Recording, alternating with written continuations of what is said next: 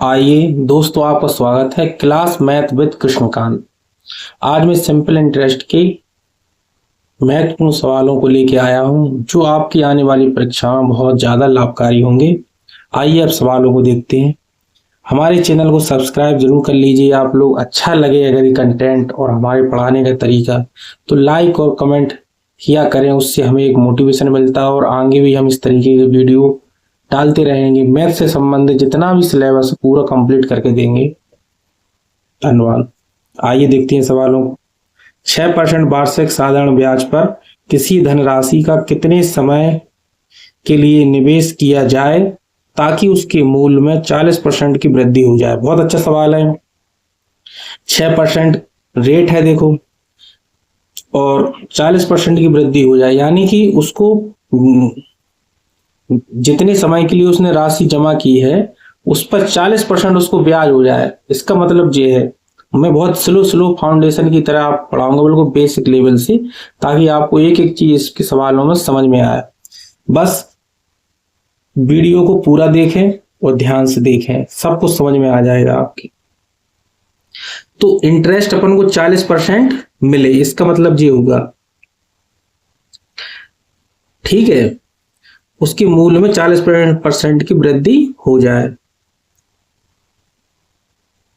इसमें time T निकालना है अपन को।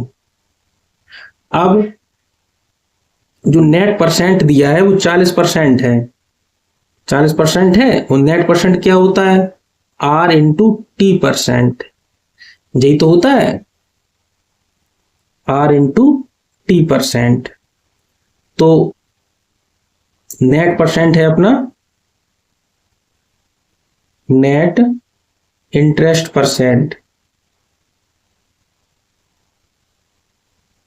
वो है अपना 40%।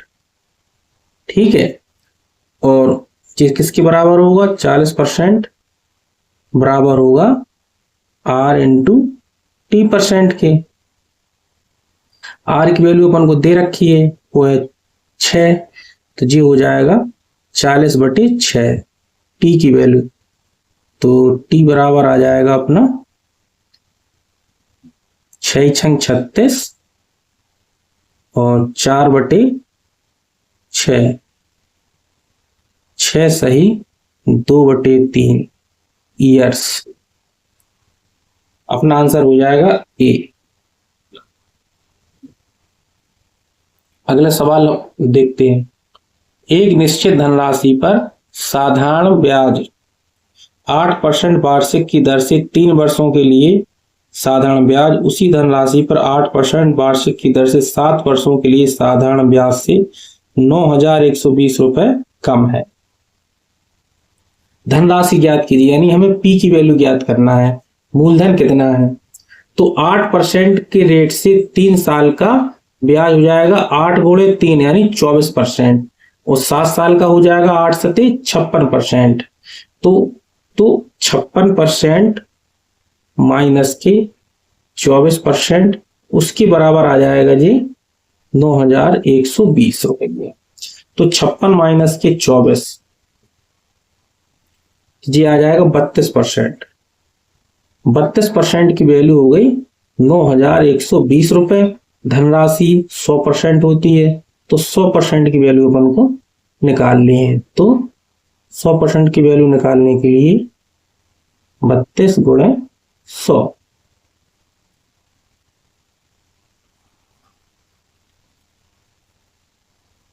4 से काट दो, 4 8 32,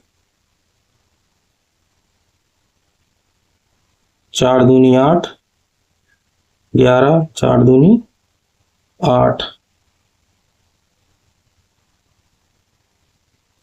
4 8 32। ठीक है, 8 से काट दो, 8 दूनी 16,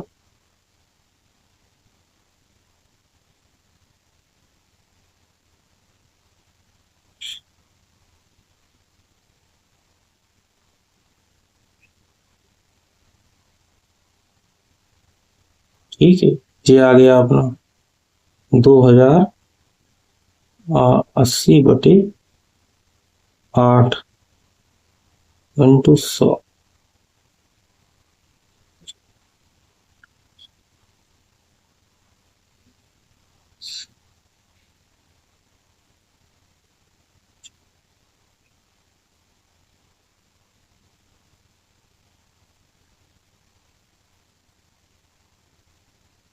तो अपना आंसर आ जाएगा 2,28,500। बी अपना आंसर आ जाएगा।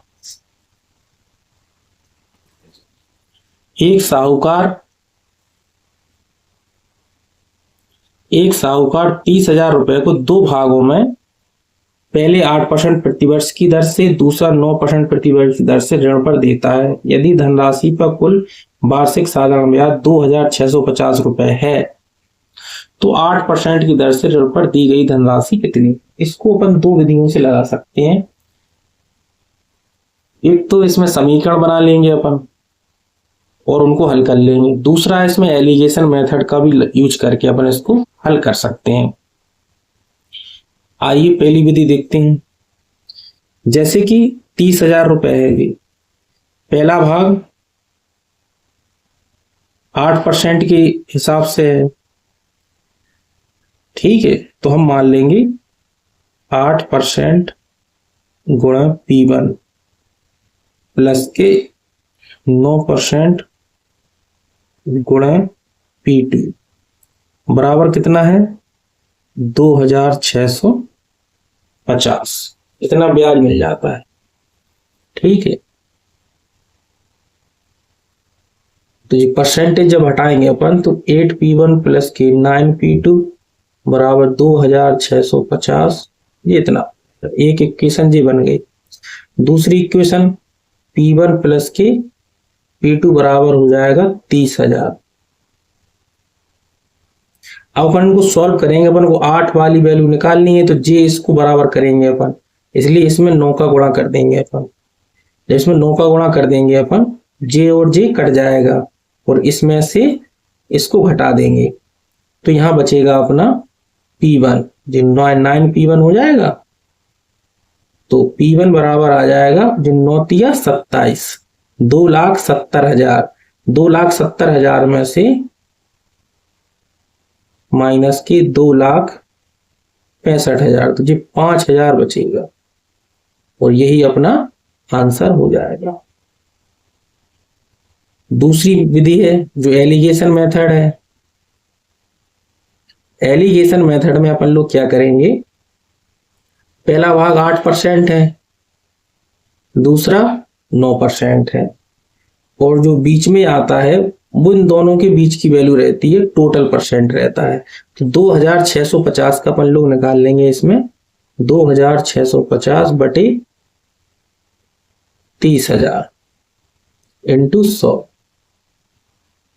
ठीक है। एक बिंदी से जी बिंदी चलिए, 5 से 5 × 36, 5 × 25, 5 × 15, तो जी आ गई 53/6%। तो 53/6% आई, तो इसमें जब एलसीएम लेंगे अपन, जी आ गया 53/6%। इसी को अपन लिख देंगे, अब एलसीएम ले लेंगे अपन 6, तो जी हो जाएगा 8 × 48%, 9 × 54% और जी 53%। तो इसको जब सॉल्व करेंगे अपन तो 54 में से 53 1% बचेगा जी, और 53 में से 48 जाएगा तो 5% बचेगा। इन दोनों का जो योग आएगा वो 30,000 की बराबर है। तो अपन को 1% वाली वैल्यू निकालनी है, तो कितनी आ जाएगी अपनी, P1 बराबर आ जाएगा अपना 30,000/6, ये हो गया 5,000। इससे भी अपन इसको सॉल्व कर लेंगे।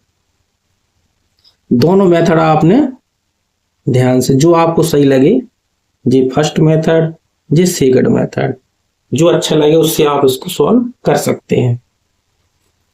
अगला सवाल देखते हैं। विनीता ने 8 वर्ष बाद 15% वार्षिक दर से एक निश्चित राशि पर साधारण ब्याज के रूप में 23,340 रुपए की धनराशि प्राप्त की। विनीता द्वारा निवेश की गई धनराशि कितनी थी। हमें इतना ब्याज मिला है, ठीक है, और मूलधन हमें ज्ञात करना है। तो नेट रेट परसेंट कितना है, 15/8 120, 15/8 120, यानी 120% की वैल्यू अपन को 23,340 रुपए। 100% की वैल्यू अपन को निकालनी है। तो 20 छक्का 120, 20 पर 100, 6, तो ये आ जाएगा 23,340 बटे 6 गुणे 5।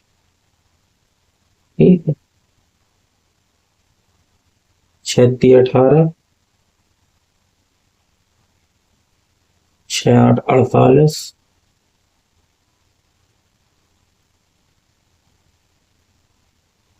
6 × 9 = 14, 0, 5 × 9 = 45, 5 × 8 = 40, 4 × 44, 5 × 3 = 15, 4 × 19, 19,450। डी अपना करेक्ट आंसर हो जाएगा। ठीक है, अगला सवाल देखते हैं।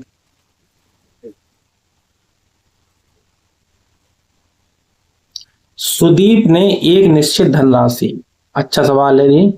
सुदीप ने एक निश्चित धनराशि का 1/8 भाग 5% वार्षिक ब्याज दर पर 2 वर्ष के लिए निवेश किया और उसी धनराशि का 3/5 भाग 6% वार्षिक ब्याज दर पर 2 वर्ष के लिए निवेश किया और शेष धनराशि को 10% वार्षिक ब्याज दर पर 2 वर्ष के लिए निवेश किया। यदि प्राप्त होने वाला कुल ब्याज 1664 रुपए है तो निवेशित कुल धनराशि ज्ञात कीजिए। सवाल की भाषा बहुत बड़ी है, लेकिन आप इससे डरिए नहीं। आपका कॉन्सेप्ट क्लियर है तो आप किसी प्रकार की कोई भी समस्या नहीं आएगी। अब धनराशि हम मान लेंगे कि वो धनराशि, इनका एलसीएम मान लेंगे अपन 1/8 और 3/5 में जो 8 और 5 है तो वो हम मान लेंगे कि वो 40 यूनिट, 8 और 5 40 यूनिट। तो अपना जो मूलधन हो जाएगा पी वो हो गया 40 यूनिट। ठीक है, अब 1/8 निकालेंगे अपन। जब 1/8 निकालेंगे तो कितना निकल आएगा? 5 यूनिट, 5 और ये 5 × 2 यानी कि 10%। पहले साल उसको इतना ब्याज मिलेगा, दूसरी साल 3/5 की वैल्यू निकालेंगे अपन। 5 × 8 = 40, 8 × 3 = 24, 24 × 6 दूनी 12, 12% प्लस के शेष कितना बचेगा? जी 24 और 5 कितने? 29 हो जाएंगे। तो 40 में से जब 29 घटा देंगे अपन तो 11 बचेंगे। 11 × 20%। इस टोटल की वैल्यू है 1674। ये हो जाएगा 50% और ये हो जाएगा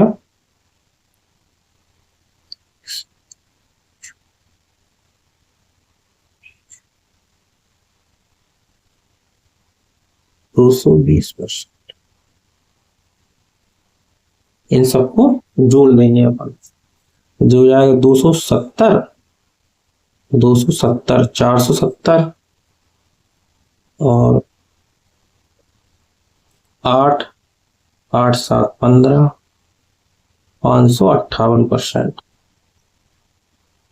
अपन को 100% की वैल्यू ज्ञात करनी है। ठीक है, इतना है तो 100% की वैल्यू अपन को ज्ञात करनी है। तो अपन कैसे ज्ञात करेंगे?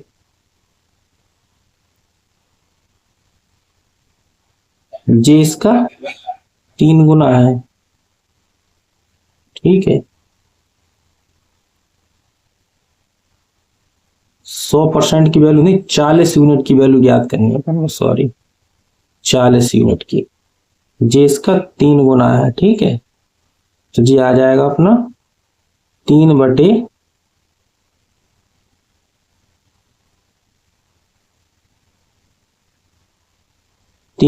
40 × 100।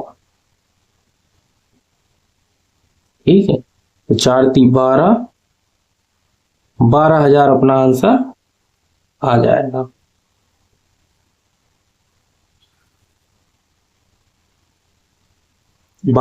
अपना आंसर आ जाएगा। आंसर हो जाएगा बी अपना करेक्ट आंसर हो जाएगा, क्योंकि अपन ने मूलधन 40 माना ना, तो 40 यूनिट की वैल्यू निकालेंगे अपन। ठीक है, जो 58 से 3 बार कट जाएगा तो जिसकी वैल्यू आ जाएगी 300, इसलिए ये 100 आया है, गुणा 40। ठीक है, 300 गुणा 40, तो 300 गुणा 40 का वैल्यू निकालेंगे तो 12,000 आ जाएंगे। ठीक है, इधर आओ अगला सवाल देखते हैं।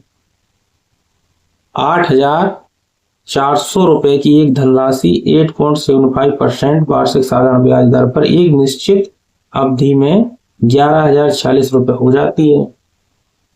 यानी कुल ब्याज अपन को 11,046 रुपए मिलता है। समान ब्याज दर और समान अवधि के लिए 10,800 रुपए की धनराशि पर साधारण ब्याज कितना होगा? हमें इस पर ब्याज निकालना है।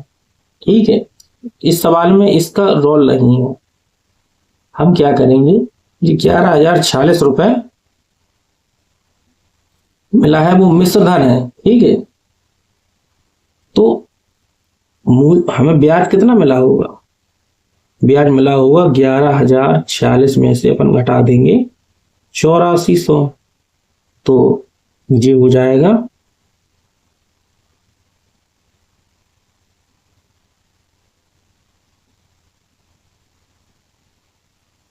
2,646 रुपया। ठीक है, 2,646 रुपया ब्याज मिला अपन को। तो नेट परसेंट निकाल लेंगे अपन, क्योंकि समान ब्याज दर है और समान अवधि है, तो नेट परसेंट आरटी परसेंट होता है, तो आरटी परसेंट की वैल्यू पर निकाल लेंगे। आरटी परसेंट की वैल्यू कैसे निकालेंगे?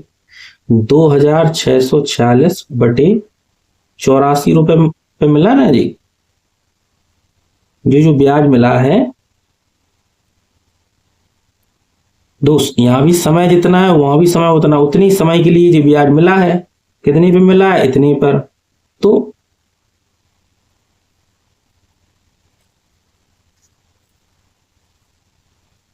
इसकी वैल्यू ज्ञात कर लेंगे अपन लोग। नेट रेट परसेंट निकल आएगा जी, नेट परसेंट। ठीक है, नेट रेट परसेंट। इसको देखो, 21 चौको 84, 21 एकम 21, 5, 21 दूनी 42, 126 और 6, तो ये आ जाएगा 126 बटे 4। ठीक है, परसेंट। तो अपन को इसका निकाल लेंगे अपन 10,800 का, 10,800 का 126 बटे 4 परसेंट निकाल लेंगे। ठीक है, जब परसेंटेज का निशान हटेगा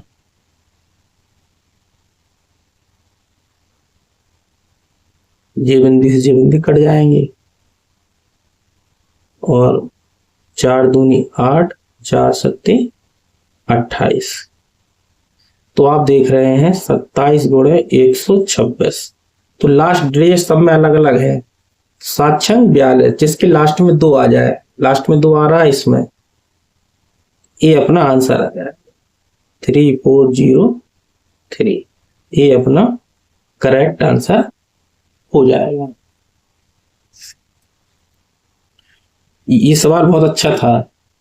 अगर इसके चक्कर में अपन लग जाएंगे, टी निकालेंगे अपन, उसी सवाल में बदल जाएंगे, मतलब कैलकुलेशन कठिन बन जाएगी। अगर नेट परसेंट पर अगर इसमें वर्क करेंगे तो अपन को ये आसानी से आ जाएगा। ठीक है,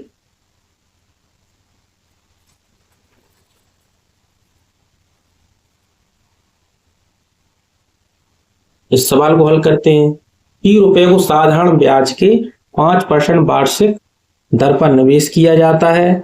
उस धन राशि पर T वर्ष के बाद 82 रुपया ब्याज मिलता है और धन राशि 902 रुपए हो जाती है। देखो, आप देखिए ना, T को 5% ब्याज दर पर निवेशित किया गया और T समय बाद ब्याज इतना मिला और धनराशि इतनी, जी मिश्र धन है, ये है ब्याज। तो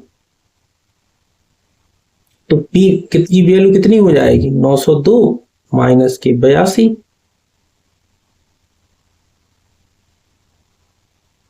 820 कितनी हो जाएगी? 820।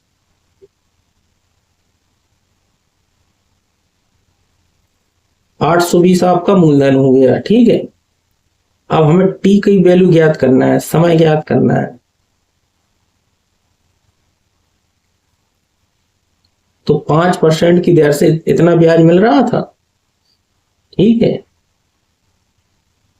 82/820 इंटू 100/1/5 बराबर टी, जी निकल। ठीक है, तो देखो आप, ये 10, तो टी बराबर आ गया 2 वर्ष। बी अपना करेक्ट आंसर हो जाएगा। RT% की वैल्यू निकाली ना जी, RT% की। ठीक है, जी ब्याज था 82 रुपया, अब किस पर लगा था? मूलधन पर। मूलधन था 820 रुपये, जी आ गया। ठीक है, और जी RT% था, तो जी 100 यहाँ आता तो वो यहाँ गुणा हो गया 100 का, और जी 5 यहाँ आता वो 1/5 हो गया, इसलिए जी बन गया। इसलिए किसी फॉर्मूले की जरूरत नहीं पड़ती है अपन को। अगला सवाल देखते हैं। 5 वर्षों में X रुपए की राशि पर साधारण ब्याज मूलधन का 2/5वां भाग है, ब्याज की वार्षिक दर क्या है? अच्छा सवाल है। इसमें हमें दे रखा है मूलधन का 2/5वां भाग है, यानी कि I/P बराबर 2/5 है। ठीक है, I/P की वैल्यू अपन को दे रखी है। तो यहाँ जो 5 है, जो P की वैल्यू यानी प्रिंसिपल, 2 रुपया इंटरेस्ट है इस पर, और 5 समय है। तो जब रेट निकालेंगे अपन, R बराबर 2/5 1/5 इंटू 100, यही तो करेंगे।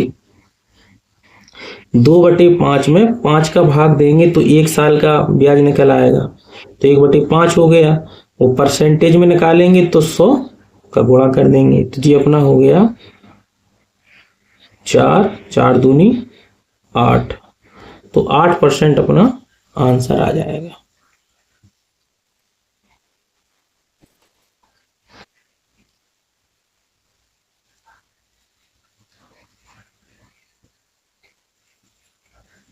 एक निश्चित धनराशि साधारण ब्याज पर 5 वर्षों में 12,000 रुपये और 8 वर्षों में 18,000 रुपये हो जाती है। इस प्रस्ताव पर वार्षिक साधारण ब्याज की दर क्या है? एक अच्छा सवाल है। 5 वर्षों में 12,000 रुपये यानी जो मिश्रधन होगा, 8 वर्षों में 18,000 रुपये, तो 5 वर्ष से 8,000 तक पहुंचने में कितना समय लगा? 3 वर्ष। तो 3 वर्ष में अपन को कितना ब्याज मिलेगा? कितना ब्याज मिलेगा? इंटरेस्ट जो मिलेगा वो 18,000 माइनस के 12,000,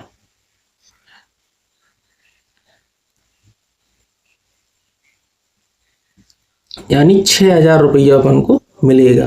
तो 1 साल में कितना मिलेगा? 1 साल में मिलेगा 2,000 रुपया। ठीक है, अब हमें दर जब निकाली जाती है तो उसमें मूलधन की आवश्यकता पड़ती है। ठीक है, तो देखो 1 साल का ब्याज है आपका 2,000 रुपया, तो 5 साल का कितना हो जाएगा? 10,000। तो P बराबर कितना हो जाएगा? 12,000 माइनस के 10,000। बात समझ गए? 10,000 कहाँ से आए? 1 साल पे 2,000 ब्याज, 5 साल पे 10,000 ब्याज, तो जी मिश्रधन है 5 साल का, तो P की वैल्यू आ जाएगी 2,000। यानी मूलधन भी P है और 1 साल पे ब्याज भी 2,000 रुपया मिल रहा। तो वो कोई भी बता देगा 100% ब्याज मिल रहा है, इसका मतलब नहीं मिल रहा। तो R बराबर हो जाएगा 2,000/2000। 1 साल का ब्याज 2,000 पे 2,000 मिल रहा इंटू 100, तो इस जी मान आ जाएगा 100%।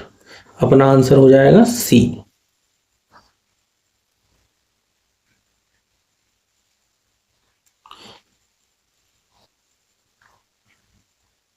इस सवाल को हल करते हैं। साधारण ब्याज पर एक धनराशि 7 वर्ष में 2 गुनी हो जाती है।